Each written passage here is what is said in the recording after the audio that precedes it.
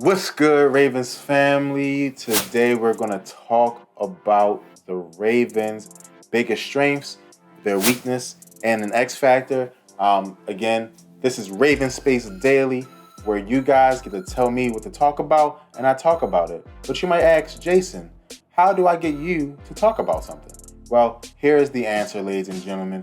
You have to go to our Discord. Our Discord, you can talk to us, you can ask us questions, all that good stuff. If you want articles, we'll have one for the articles. We can throw them in there. That is the easiest way. That is the easiest way to do it. I'll look at that. You can also just talk to me like a text message, buddy. Hey, how you doing, Jason? How's your day? Pretty good. So let's get into it. So today I want to talk about the Ravens. Halfway through the season, there was an article done talking about the biggest strengths, the biggest weaknesses, and their X factor for the Ravens. So let's hop in. And they also rank the teams by strength here, which is pretty cool. And so, the Buffalo Bills they started with, and again, that's just overall grading. But we're number 5. We were number 9 in the preseason. So let's hear the biggest strength. Offensive line. Over the past month, the unit has been excellent in pass protection, with left tackle Ronnie Stanley working his way back into a full workload since week 5.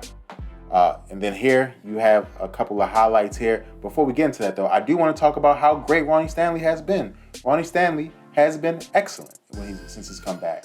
The offensive line has been great the last couple of weeks.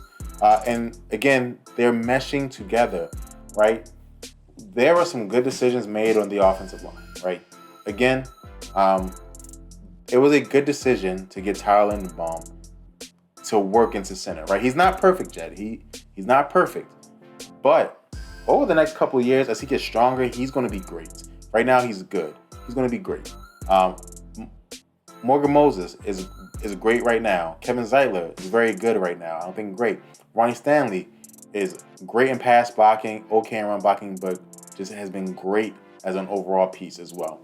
And this has really elevated what our offensive line is doing. So let's look here, and they talk about a couple of these things. Ronnie Stanley has a 90.5 pass blocking grade, which is second among tackles. That's an elite pass blocking grade. If you're in the 90s at anything, you're elite. Okay, an elite pass blocker. They have Patrick McCarry here. He fills in, every now and then. He's very good, right? I think Patrick McCarry could be a guard starter on a couple of teams. Maybe not a tackle starter, but definitely a guard. Morgan Moses is having a good season in the top half of tackles. Kevin Zeitler, a great season so far amongst guards. And then Ben Powers, a good season as well. And I think that, and this is pass blocking to be specific, right? This is mostly pass blocking. Tyler Linderbaum is still coming along, but has gotten better each week. He was bullying Tampa Bay linebacker Devin White in the run game, not the pass game, the run game. And so that's they're talking about that. But again, guys, our strength again is running the ball. That's how this team is built. And our offensive line has gotten better and better and better. And we're getting that mentality once again where we can bully teams into submission. As the games get longer, we kind of see this happening. When Gus Edwards gets back, we're going to be really good at this, right? Just pounding teams until they want to quit. Kenyon Drake is showing me something that I didn't see when he first came. I thought he was a finesse back.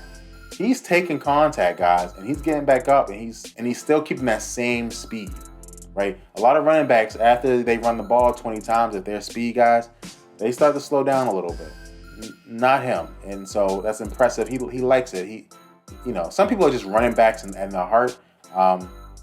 He's one of them, right? Debo even, Debo Samuels is an example of a person who's a receiver, but in his heart, he's a running back, right? So, because the way that he just fights, a lot of receivers don't fight that way. when it comes to contact like that. So, biggest weakness is receiver. We don't even have to talk about this, but he said this is the answer even when Rashad Bateman was in the lineup. Now that he's out for the year, Baltimore has an argument for the worst wide receiver group in the league. The unit has a 65.8 receiving grade, which ranks 25th, which is with the second fewest receptions, 61, and the second fewest explosive receptions, 17 on the year. This is a no-brainer. I mean, we're just bad. I mean, I'm gonna call it like it is. We're bad at receiver. Devin Duvernay is good, but half of Devin Duvernay's value comes from things that aren't receiving, right? He is a great runner of the football at the receiver position. He's the most effective person on sweeps in the NFL. I would even like to see us line him up and get some matchup issues at running back. I would like to see that as well. I would, his ability to return the football is the best in the league right now. So the only person with a kick return touchdown, I believe, in the NFL. So half of his value comes from things that aren't catching the ball. This is why I think we have to take some chances. We should have took some chances earlier, right? The Chiefs went and took a chance and got Kadarius Toney. We should have took that chance. We got to take chances. Odell Beckham's out there. Let's take a chance. Let's go get Odell Beckham. We have some people on the bench. Let Andy Isabella play. He could be something. He could be great underneath routes. I don't know.